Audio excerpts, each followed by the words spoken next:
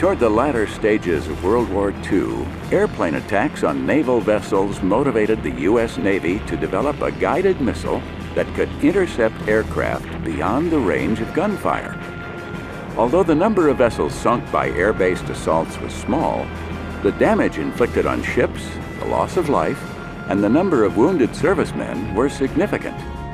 As a result, a joint effort between Navy teams, government agencies, and private industry began intensive research and development in guided propulsion and supersonic aerodynamics, with the goal of creating a practical frontline layer of missile defense.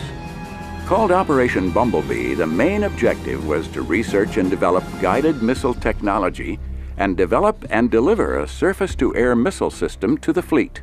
So the question was, could the ships defend themselves? And we found we had to have much faster missiles and capability than we had in the guns that were prevalent in World War II times. Although a few primitive surface-to-air missiles were available, space and safety concerns limited the ability to deploy a small, long-range rocket over long distances. Operation Bumblebee's initial work led to the development of the first U.S. naval surface-to-air missile, the Talos. The Talos was a large, long-range, ramjet-powered missile with a separating solid rocket booster. Talos entered service in 1958, but saw limited use due to its large size. A Talos missile was extremely long and extremely heavy compared to everything else. That size of a launcher required to handle that big of a missile would only fit on real live, no kidding, World War II cruisers. The new design cruisers in those days weren't big enough to handle the Talos. During the Vietnam War, Talos was used to eliminate radar sites and intercepted several North Vietnamese planes. Talos was last launched in 1979, and the remaining supplies of Talos, renamed the Vandal, were used as anti-ship missile target drones until 2005. During the initial development of Talos, a test vehicle was developed to evaluate control and guidance systems. This test vehicle performed so well, the Operation Bumblebee team decided to put it into service. This smaller two-stage medium-range missile was called Terrier and was the first surface-to-air guided missile deployed on Navy ships. The Terrier employed a beam-riding guidance system and used wings for flight control. The Terrier provided a medium-range, surface-to-air missile solution for smaller ships that could not accommodate the larger Talos. The Navy needed a facility dedicated to the engineering and production of missiles specifically for fleet use. In 1952, the Navy opened its first guided missile production facility in Pomona, California.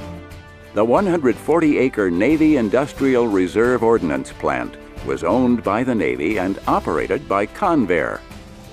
The Navy lived right there. We knew who we were building missiles for because we had naval officers in uniform in our plant. The Navy liked to control the logistics of their ordnance, starting at the plant that built it, starting at the depot where the final assembly was done, and then on board ship. The Pomona plant was bought by General Dynamics shortly after the facility opened. The Terrier's first test ship launch was in 1953 aboard the USS Mississippi, and the Terrier was later deployed for duty on the USS Boston in 1956.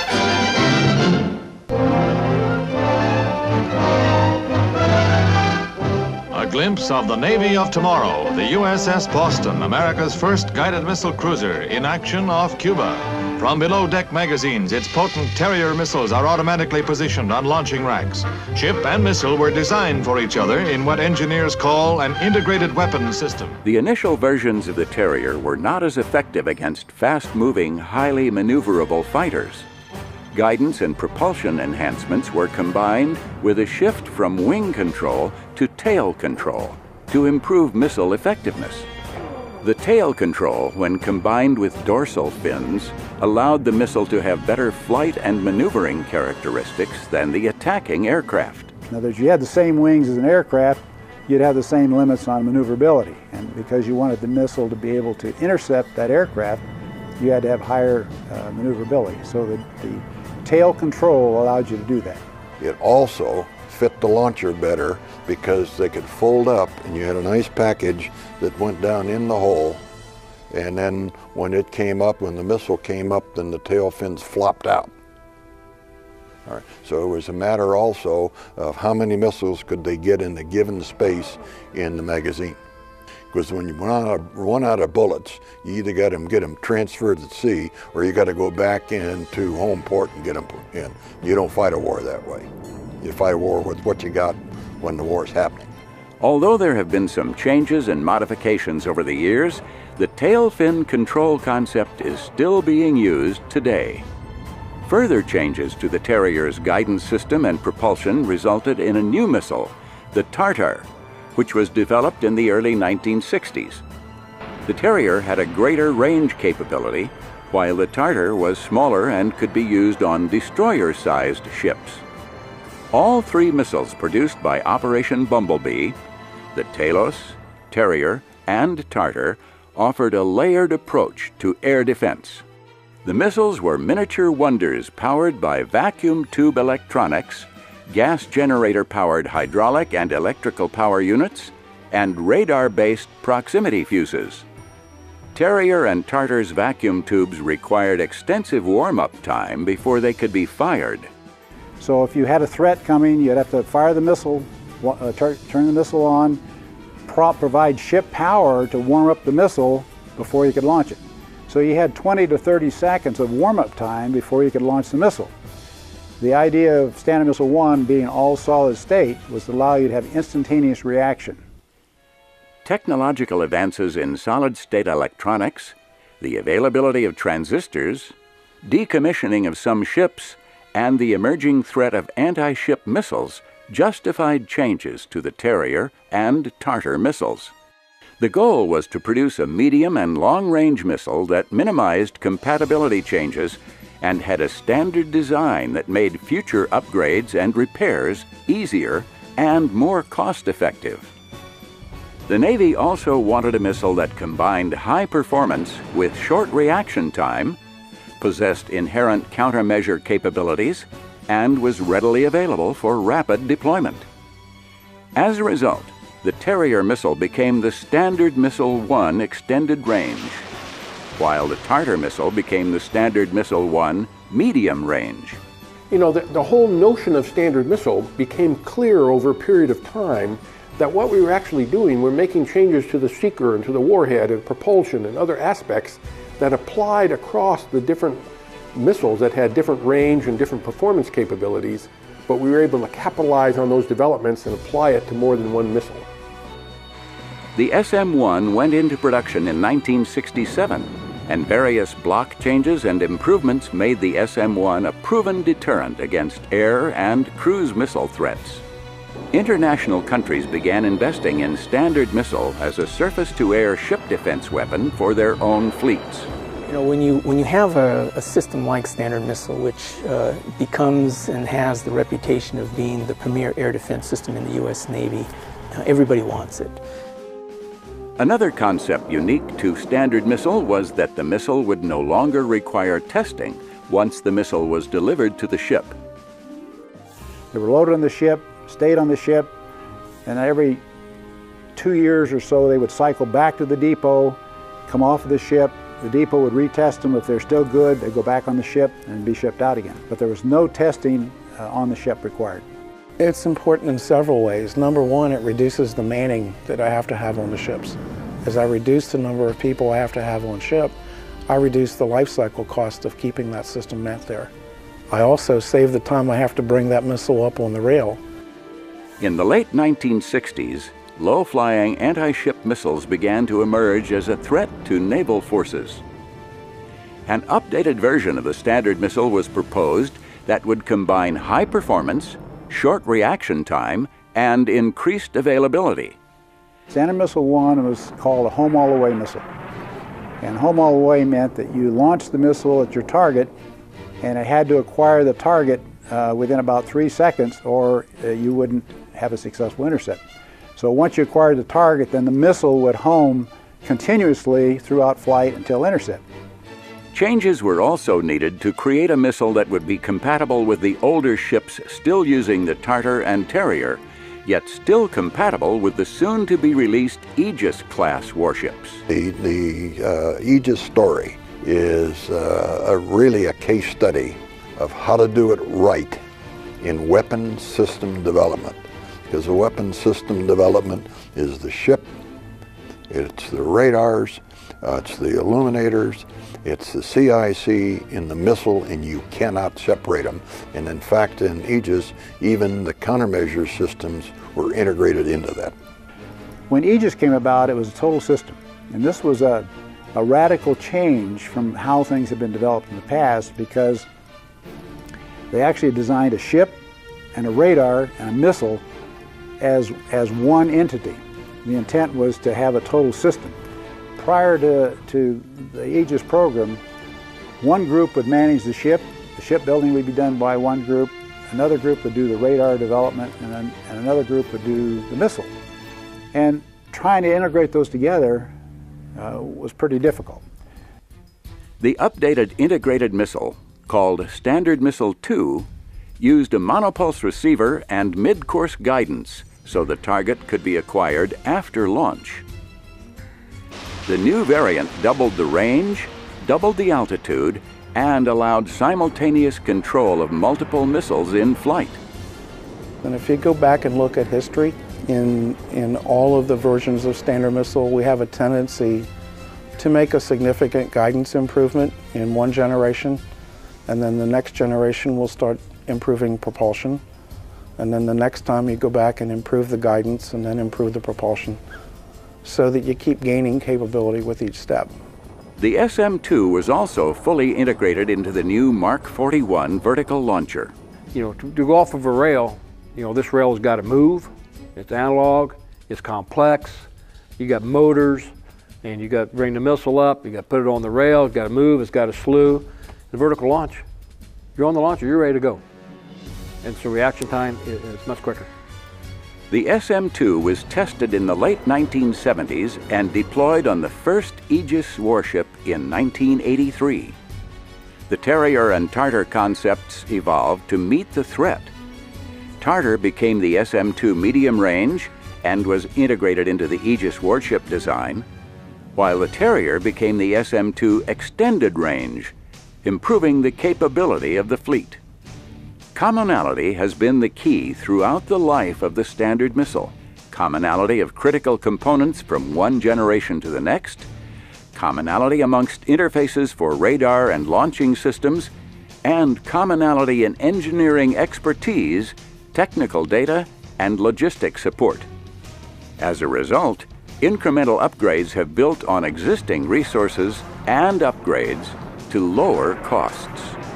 Even way back when, in the early 50s, we had a 13.5-inch airframe. Ships were built around using missiles that had 13.5-inch diameter.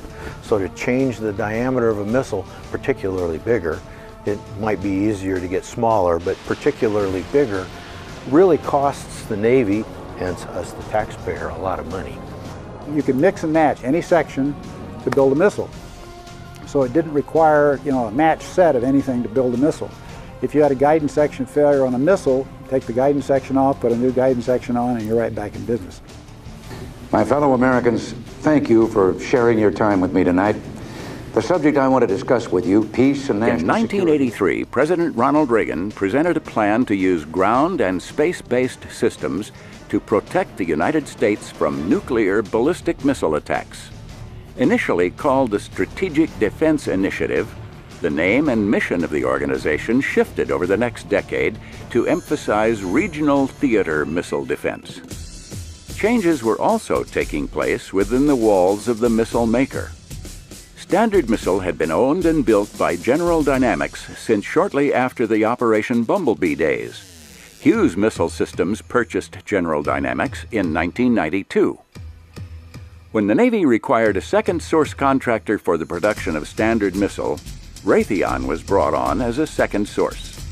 Hughes and Raytheon formed a joint venture called the Standard Missile Company. Hughes was eventually sold to Raytheon, making Raytheon the sole contractor of the Standard Missile. And you know, everything doesn't go exactly the way you'd hoped it to, but I think for the time that it was developed, it probably met the need for the time. I think it had about a 3-year lifespan, and one of the good things about it was it did keep a lot of the key people involved in the program. Emerging through the changes and mergers was the Lightweight Exoatmospheric Projectile, or LEAP program. Terrier LEAP was developed as a demonstration phase only. It was designed to show that the Navy could put a weapon system and a missile together that could hit things in outer space. Engineers and scientists modified a Terrier extended-range missile to test if the large propulsion system of the missile would be stable enough to enter the exoatmospheric reaches of space. We had a small team of really unbelievably talented engineers that were thinking out of the box, that were inventing ways to do things, that were piecing together and integrating fundamentally a weapon system, including the missile and the interceptor and the kill vehicle. It was very challenging because the ship that we were planning to do the intercept launches out of was scheduled to be decommissioned. And so you had a finite end date, and you knew that that end date wasn't going to be changed, it wasn't going to go away. And you had to get your missions and your flight tests off in a finite amount of time, and we were successful at doing all of that. And so we had the Terrier missiles, and we knew what range they could do and how far they could do. We had the ship systems that could detect and track to an extent. And then at that time, the Ballistic Missile Defense Organization, BIMDO, was developing these lightweight kill vehicles that were, impact to kill, and we put those systems, the ship system, the missile, and the kill vehicle together, and did a number of early experiments that showed we could not only detect and track, we could launch successfully, the missile could fly out, and we could intercept and do a hit-to-kill kill of the incoming ballistic missile. The ability to target threats in space showed that ships at sea were a valuable asset in the defense against ballistic missiles. The focus for what was MDA in those days was the ground-based missile system, the long-range ICBM killer, Patriot, improved Patriot, and THAAD. The Navy came along and we showed that we could play in that same theater. Well, ships have the luxury of being extremely mobile and not having to ask for permission to be there. And so you generally can position yourselves in a tactically suitable location from a ship to be able to defend almost any landmass. The success of the Terrier LEAP program led to a new development follow-on program, which eventually became Standard Missile 3. Standard Missile has transitioned through block changes and provides an affordable, high-performing deterrent against a wide range of threats. The Standard Missile 3 is deployed on U.S. Navy and Japanese ships and is a key component in the United States' phased adaptive approach for missile defense in Europe. SM-3 was also used to eliminate a faulty satellite in space. The next generation of Standard Missile, the SM-6, has already been selected to provide sea-based terminal defense against ballistic threats. The fleets of the Navy and our allies can deploy rapidly, move anywhere, and concentrate enormous power anywhere on the globe. Standard Missile's continuous improvement enables fleet defense against a wide range of threats and has become a potent deterrent. The legacy of Standard Missile can be found in the people who have worked on the program over the past 60 years. In any development program, there's always setbacks. There's always issues, unknown unknowns that you find out. And you got to resolve them. And it's the teamwork that allows us to resolve them in Standard Missile. It's that integrated team of government folk, field activity folk, prime and subcontractor folk that gets us to resolve those issues and get those things back out to the fleet where they belong. I feel like there's a part of me in just about every Standard Missile that's out there. At least it feels that way to me, and of course I bleed Standard Missile blood as well. So Standard Missile has been a win-win-win. A win for the fleet in that it gets more capability, a win for the government in that it gets more capability at lower cost, and a win for industry because it's able to focus its attention and its development efforts and make significant progress in these small incremental steps. So I have a proud legacy in the people that made a tremendous contribution to this country that may or may not ever be known. The ability to provide protection against attacking aircraft and modern-day threats is what keeps Raytheon, the U.S. Navy, the Missile Defense Agency, and our allies uniquely positioned to provide the finest fleet and national defense for another 60 years.